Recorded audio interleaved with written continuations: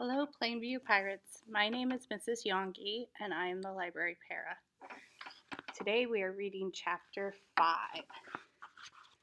When Mr. Morales went to the kitchen to get a glass of water, I carefully opened the lock that doesn't lock and slipped out of my cage. I leapt over the chair and then scampered down to the floor and hid in the corner, behind the lawn curtains. Mr. Morales returned and sat down again. The children were still thumping and bumping, and were now screaming and screeching as well. "Say, Humphrey, maybe you need some water too," he said, and he leaned toward my cage. Mr. Morales gasped when he saw that it was empty. "Humphrey, where did you go?" "Oh, I should have known you'd escape. I'd run away from those kids if I could too. But please do me a favor, Humphrey. Please come out." In a panic, he darted around the room. "The kids in room 26 will hate me if I lose you," he said. I felt sorry for Mr. Morales, so I scratched around a little. "There you are," he said, bending down to look at me. "Now let's get you back into your cage." Not quite yet, I thought. He reached down to pick me up, and I scampered forward just a few inches past his hand. "Don't do this to me, Humphrey," he said. "Cooperate." But I wasn't doing anything to him. I was doing something for him. "Work with me," he said, but this time to himself. Hey, that's it." He looked down at me. "With your help, Humphrey." Mr. Morales really swung into action then. He raced upstairs. The thumping and bumping stopped. When he raced back downstairs, Willie and Brenda were with him. "Close all the doors, Willie." "But, Dad," Willie whined. "Close them," his father repeated firmly. "Now." Willie closed all the doors. "You two scared poor Humphrey with your screaming and poking and thumping. We may never see him again," he told them. Brenda burst into tears. "Humphrey's dead," she sobbed. "No, Humphrey's too smart for that," Mr. Morales told her. "But he will run away if you two aren't nice to him." Right. You have to be pretty smart to be a principal.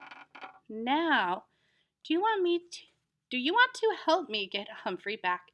"Yes," the children shouted. Mr. Morales explained the plan. He said the only way they'd get me back in my cage was if they worked together. And they could only work together if they listened to him really hard. Oh, if they listened to him, really listened. They were listening now, and they kept listening too, because he told them the most important thing they could do was to be quiet. So they were quiet. "I'm pretty sure he's still in the room. Our job is to lure him back into the cage," Mr. Morales whispered. He put my cage in the middle of the floor, and he went to the kitchen and got a handful of sunflower seeds. Willie and Brenda helped him make a trail of seeds across the floor, leading up to the cage. "Good," said Mr. Morales. "Now we have to be very, very quiet and wait for Humphrey to pick up the seeds. If you say anything or even move, you might scare him." "We'll be quiet, Dad," said Willie. Brenda agreed. They all sat on the sofa. "Do you think it will work?" Willie whispered. "Of course," Brenda answered. "Dad's smart." "He's not the only one." I waited for a while. After all, the Morales children needed all the practice staying quiet that they could get. When Willie got restless, I started skimmering out on the floor. "I hear him," said Brenda. "Shh," said Willie. I waited a few more seconds, then scrambled out of the corner and grabbed the closest seed. I could hear the gasp from the children, but I pretended not to notice. I scurried towards the second seed. This plan Mr. Morales and I came up with was tasty, tasty, tasty.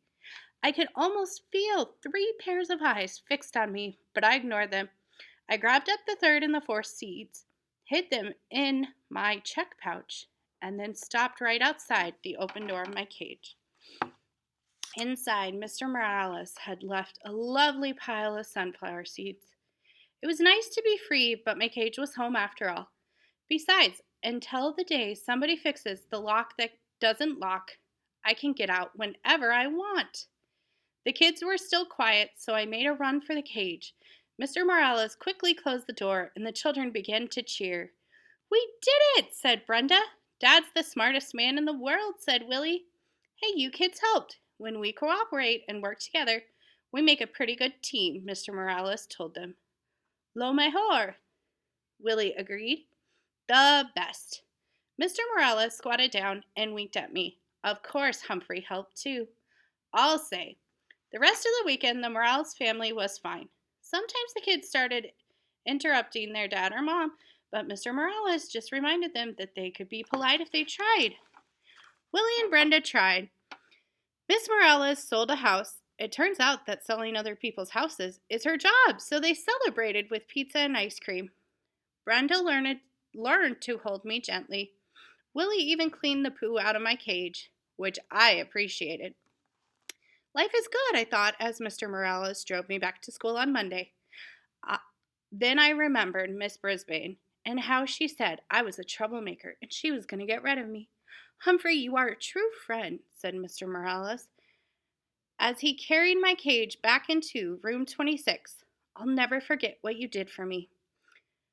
As soon as the class started on Monday, Heidi's mom came into the classroom and explained to everyone about taking me home on weekends. "How many of you would be interested?" Mrs. Hopper asked. Every single hand in the class was raised. Every single hand except one, Mrs. Brisbane. Still, it was a pretty good week. I got a 90 on the vocabulary test. I'll bet Saya got 100%. But she didn't raise her hand, even though she promised. And Aldo talked more and more every night. On Tuesday, he leaned in close and asked, "Humphrey, don't you ever wish you had a girlfriend?" Like most hamsters, I'm pretty much a loner, so I really hadn't thought about it before. "Not sure," I squeaked. "I would like one," said Aldo. "A real nice girlfriend." I felt so sorry for Aldo. I squeaked extra loud when he performed his broom balancing act for me.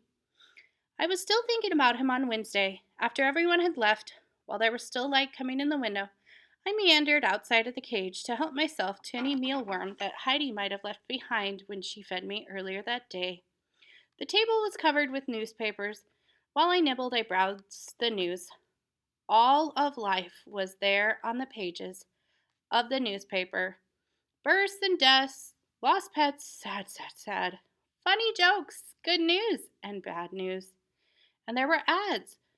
My, there were so many stories. Not just Petorama, but Shoorama, Foodorama, and books galore, and wide world of tools.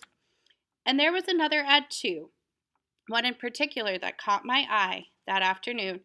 I read, "Work nights? Lonely? Want to meet others who work nights? The Moonlighters Club. For people who work at night. Meetings are held during the day, on weekdays, hikes and outings to restaurants, parks, plays, movies, and much more." There was a name and a phone number at the end. I could hardly believe it. This was exactly what Aldo needed. I could already see him smiling and happy, going to parks and plays with the Moonlighters Club, and having a girlfriend. But how could I get Aldo to read this ad? He'd probably just throw it away. Still, if I cut it out and left it in a place where he couldn't miss it, well, maybe. Hamsters can't do scissors, but we have nifty teeth. It took me a while to nibble the whole ad out neatly, but I did a pretty good job. Then I stood the clipping up against my cage. Aldo couldn't help but see it if he looked at me, which he always did. That evening, I was more anxious than usual for Aldo to arrive. When he turned on the lights, I squeaked, "Hello," right away. "Greetings to you, my friend," said Aldo as he pushed his cart into the room. "You sound like you have something on your mind." "You bet," I tried to tell him. He ambled over my cage and leaned down to look. "What's happening, Humphrey?" I saw his eyes light on the scrap of newspaper. "Hey, I can hardly see you." He reached out and pushed the clipping aside. "Read it," I squeaked. Right out. Of course he didn't understand. He didn't even look at what the ad said. He just set it down on the cage and leaned closer. I was squeaking a blue streak. "Look at it now!" "Calm down, Humphrey. I've got a treat for you," said Aldo. He reached into his pocket and pulled out a tiny bit of carrot. Your pal Aldo would never forget you. My heart sank. You try to help a human, and they don't even pay attention. But as you know, I don't give up easily. I squeaked happily while he balanced his broom on one finger as usual. But my mind was on the Moonlighters Club and how to get Aldo there. After he left, I scrambled out of my cage, picked up the newspaper clipping, and tucked it inside my notebook. Then I hid the notebook behind my mirror. If I didn't, somebody mean like Mrs. Brisbane might throw it away. This is an overhead projector, she told the class. I'm going to use it for some map work. When Miss Brisbane turned the machine on, a bright light was projected onto the wall. Then she placed a paper map on the glass, and suddenly that map showed up. Really big on the wall. She could write on it, draw on it, and you could see everything she wrote. A machine like this could come in handy, I thought. So when Miss Brisbane turned the machine off and sent my classmates off to lunch, I thought about that machine. When AJ cleaned my cage and changed my water in Betty, I thought about the machine. I thought about it so hard. It suddenly came up with a really, really good plan.